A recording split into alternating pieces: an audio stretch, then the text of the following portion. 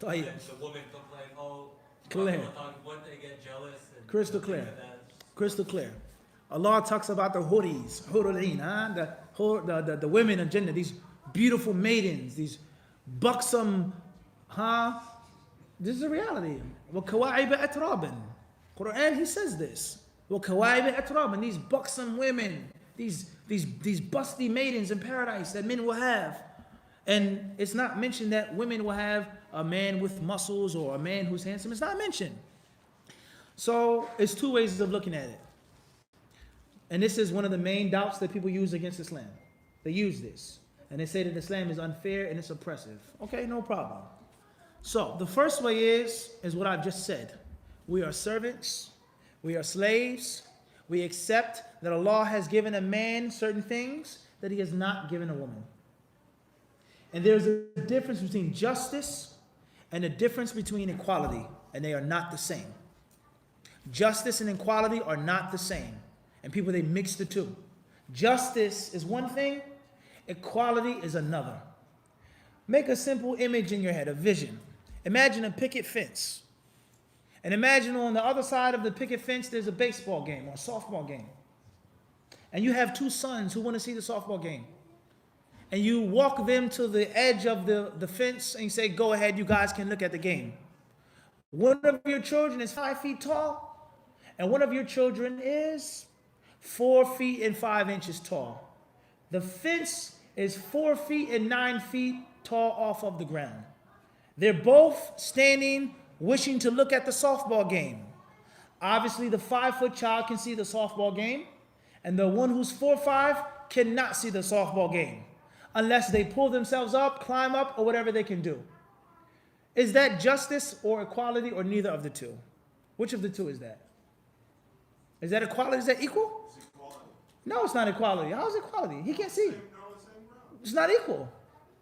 They said, Father Abby, can we go and try to see the softball game from behind the fence? Go ahead.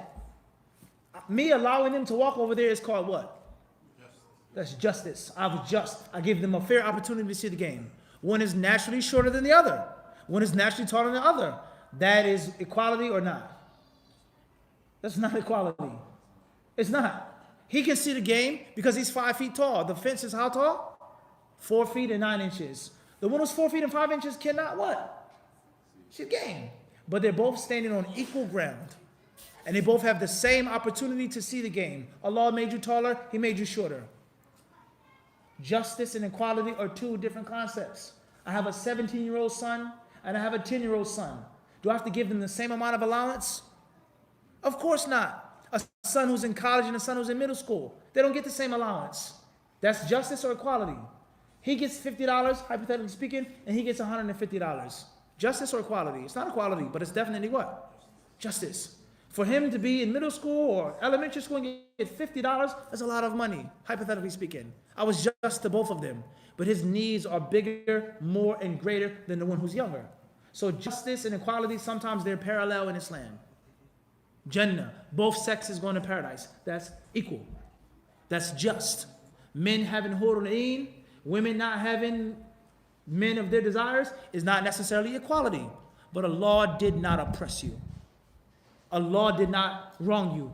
You have no right that Allah deserves you. You didn't have to go to Jannah. Allah put you in the paradise. Some of the ulama of Islam, they say that the jinn will not go to paradise. Many scholars hold the view that the Muslim jinn, the jinn who are believers, shall not go to Jannah. They will be forgiven and they will be protected from the fire. وَيُجِرْكُمْ, it says. Allah will protect you from the fire. And it does not state that they will go to Jannah. Many ulama, they say that on the day of judgment, after the judgment is made, the righteous Muslim jinn will be turned into dust. They shall not go into paradise. Only humans will go into Jannah. Is that fair to them? Humans go to Jannah and jinn don't? Allah does not punish them. They were righteous. They don't go to the hellfire. Them going to Jannah is a virtue. That's a gift that they don't owe. Allah doesn't owe them that. But He never oppressed them. He didn't send them to the hellfire and they prayed and they did the things that they were supposed to do in their legislation. So they have this concept of God owes us something. Allah owes me. It's not right. It's not fair. Who are you to say that? let alone the fact that justice and equality are not always the what? The same. That is a myth. That's a myth. And people who call to that progressive understanding, they're not telling the truth. They're upon that myth as well. Everything is not going to be equal in the world. That's not true. That's not right.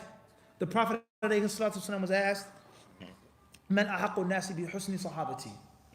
Who deserves my good treatment the best? What did the Prophet say? Your father and mother? What did he say? Your father and mother? What did he say? Your mother. Okay, no problem. Then next is who? Your mother. Then next is who? Your mother. Thumma abuka. Then your father. So women, hypothetically speaking of this hadith, they deserve 3 times more good treatment than a father. How is that fair? Did you impregnate yourself? Who took care of you when you were pregnant? Who paid the hospital bills? Who paid your insurance? The food cravings that you had for 9 months, who bought them for you? The couch you're just sitting on. The person who drove you to the hospital came from whose pocket? Mine. So how is it fair that the child has to give you 3 times more good treatment than me? It's not my job to make that decision. That's the rule. And the same applies to men getting things in paradise and women not getting things in paradise. Clear on that? Number 2 is the traditional or orthodox conventional answer. Man amina, those who do good deeds, min dhakarin aw untha, male or female. Allah says, فَلَنُحْيَنُ حَيَةً طَيِّبَةً وَلَنَجْزِيَنَّهُمْ أَجْرَهُم. Allah says that we will give them a good life and we will give them the best rewards of the best deeds, etc. That answer is correct, male and female, but in my opinion, that's not a strong answer because it's still technically unfair. Men will have a good life, men will get the reward from Allah, and so will women. But it clearly states that men will get kawa'ib atraban. Men will have 2 women of paradise as default. Lalong the hurun. Okay, it's still unfair. So that answer isn't that what? It's not that strong. The bottom line is, women who are righteous will go to paradise. Women who are righteous will be rewarded. They're protected from the fire of hell. بِمَا فَضَّلَ اللَّهُ بَعْضُهُمْ عَلَى بَعْضٍ. And Allah gave men something more that He did not give to women. It's the bottom line. You accept it, alhamdulillah. You don't accept it, ma'asalam. Wallahi, it's that simple. That's the top and the bottom line, let alone the fact that scholars of Islam and scholars outside of Islam, they have explicitly, and we're not going to mention details of this, they say that it is totally illogical and irrational and unnatural for a woman to be in a relationship with more than one man at the same time. They say it is against the mind, it's against the spirit, and it's against the anatomy of the body of the woman. In total contrast to that of the man. In total contrast to that of the man. The woman's body is not made for multiple sexual partners in one time period. The man's body is made for multiple sexual partners in one period. That is the truth. A basic concept of this is, if a man had more than one husband, what will she do when she has to give her husband his rights and she's menstruating? Like we just said. What is she going to say? You can't have intercourse with me tonight because I'm menstruating. But a man does not what? A man does not menstruate. So hypothetically speaking, he sees his wife and he sees his next wife. Whether they have different nights or whether he goes to more than one in one night with the permission of the first wife. His body has the ability to do that. Her body does not. She becomes pregnant. She sleeps with one husband. Then she goes to another husband. And they both have the same type of traditional intercourse. Whose baby is it? Who impregnated her? Was it my first husband? Was it my second husband? Was it my third husband? Or was it my fourth husband? Or was it my right-hand possession that I had sex with? This is reality. Can you say the same about a man? Yes or no? No. The man, the woman knows I have one husband, one sexual partner. I'm pregnant. I didn't get my menstruation this month. And it's your baby. The next woman, wife number 2, I'm pregnant. I didn't get my menstruation. I'm sick. My ankles are swollen. I'm throwing up in the morning. I took the pregnancy test. It is your baby. Wife number 3, she says it's what?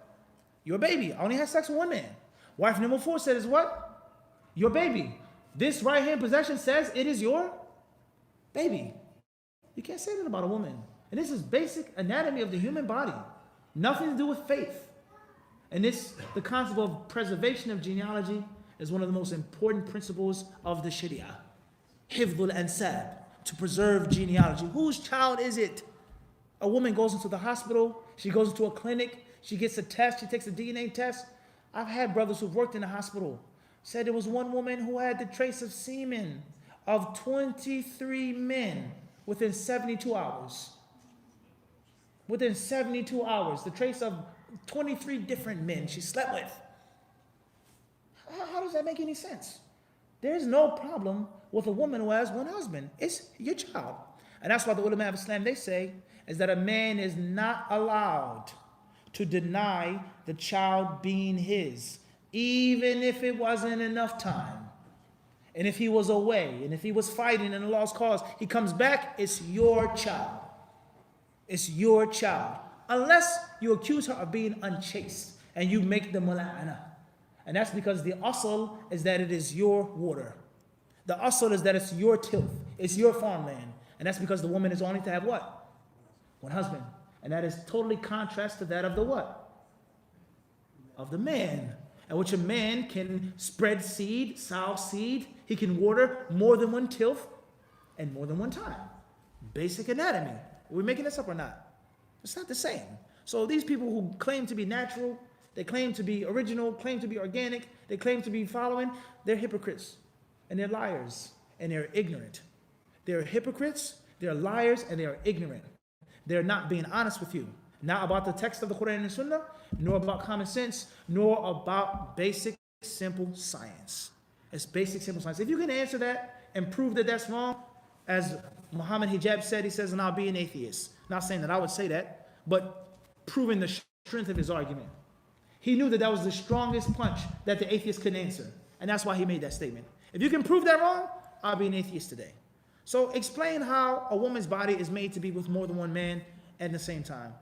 And debunk and debase how a man's body is made and designed to be with more than one woman at more than one time.